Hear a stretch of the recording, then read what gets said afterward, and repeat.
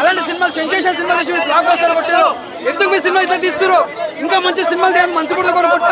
కాకపోతే మన ఇండియన్ 2 కాకపోతే మన భారతదేశం కోసం ఐ లవ్ యూ ఇండియా అని చెప్తాను నేను. కాకపోతే సినిమాల స్టోరీ తమ్ము మాత్రం ఏం లేదు పోయా. ఆడు బాత్రూమ్ పోవడానికి కూడా బంగారమే, తినడానికి బంగారమే, తినడానికి బంగారమే, పనుకోవడానికి బంగారమే, మొత్తం బంగారమే. అది కూడా బంగారం అయితే బాగుంటుంది. మనలో మార్పు ప్రధానంగా మీడియాలో మార్పు రావాలి. పోలీసులు కూడా గన్నులు ఉంటాయి, అవి తుక్కుపట్టి ఉంటాయి. ఆ జీవితాంతో ఒక ఎస్ఐకి ఒక గన్ను ఇస్తే వాడి జీవితాల్లో ఒక్క నెల గాల్చి చంపుడు.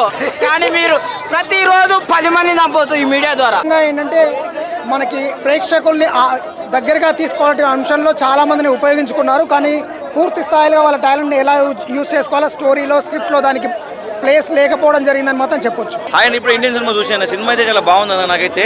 కానీ ఫస్ట్ ఇండియన్ వన్ చూసే వచ్చి సినిమా చూస్తే అర్థమవుతుంది చాలా మందికి. నాకైతే అలా అనిపించింది. ఇంకా ఎస్టాబ్లిష్ చేసింది, ఇంకా బాగుండే స్టోరీ అనిపించింది. క్యారెక్టర్స్ ఎస్టాబ్లిష్ చేశారు. మన సిద్ధార్థ్ క్యారెక్టర్ అన్ని ఎస్టాబ్లిష్ చేశారు. ఎస్టే సూర్య గారు ఉన్నారు దీంట్లో. ఇంకా ఆయన క్యారెక్టర్ చూపించింటే బాగుంది అనిపించింది నాకైతే. అక్కడక్కడ మ్యూజిక్ కూడా అనిరుద్ధ్ బాగానే ఇచ్చాడు, కానీ ఇంకా సాంగ్స్ ఉంటే బాగుండే అనిపించింది. సినిమా అయితే ఓవరాల్గా బాగుందన్నా. కమల్ హాసన్ అయితే వన్ మ్యాన్ షో అని చెప్తా. ఆయన యాక్టింగ్ అయితే ఎక్కడ తగ్గలేదు. సినిమాలో మెయిన్ హీరోయిన్ ఎవరు అసలు?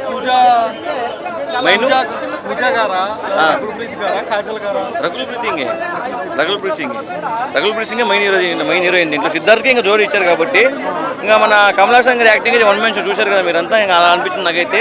ఎంత ఎంజాయ్ చేస్తున్నాం అంటే చాలా హ్యాపీగా ఫీల్ అవుతుంది. అంటే ఈ రెండు తగ్గట్టుగా ఉంది సినిమా. బాగా లేదు, ఫస్ట్ హాఫ్ అంతా కూడా కొంచెం స్లో మోషన్ లో అనిపిస్తుంది. ఎందుకంటే మనం ఇటీవల కల్కి అన్ని చూస్తున్నాం కదా. సో ఆ ఎమోషన్ లో మన బాడీలో అందరూ కూడా ప్రతి ఒక్కరు పీపుల్స్ అందరూ కూడా తెలుగు ప్రేక్షకులు అందరూ కూడా కల్కి మూడ్ లో ఉన్నారు. సో ఇదేం లేదు, రాబోయే 500 సంవత్సరాల తర్వాత కూడా శంకర్ గారిని మర్చిపోరు. ఎందుకంటే ఇండియా మొత్తంలో కూడా క్రియేట్ చేసిన ఘనత శంకర్ గారికి ఇవ్వాల్సిందే. బెస్ట్ సినిమా ఏంటంటే అసలు కమల్ హాసన్ గారు చేసిన విధానం.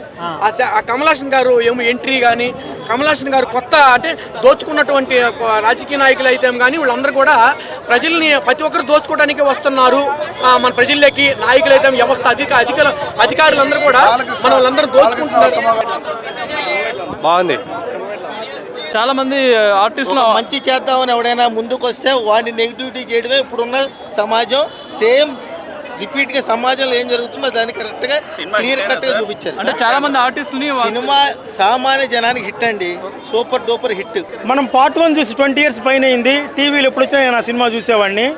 1 వచ్చినప్పుడే నేను అనుకున్నాను 2 వస్తుంది కన్ఫామ్, కానీ రావడం చాలా లేట్గా వచ్చింది. లేట్గా వచ్చినా కూడా ఇప్పుడు ట్రెండ్కి తగ్గట్టుగా లేటెస్ట్గా ఉంది సినిమా. ఓకే, నిజం చెప్పాలంటే పార్ట్ 1 చూసిన తర్వాత 2 కోసం వెయిట్ చేశాను. ఈరోజు మార్నింగ్ కూడా సినిమాకి వచ్చాను. నేను రాకముందు నేను ఏదైతే ఎక్స్పెక్ట్ చేసి వెళ్ళానో లోపలికి, అంతకంటే 10 times సినిమా ఉంది.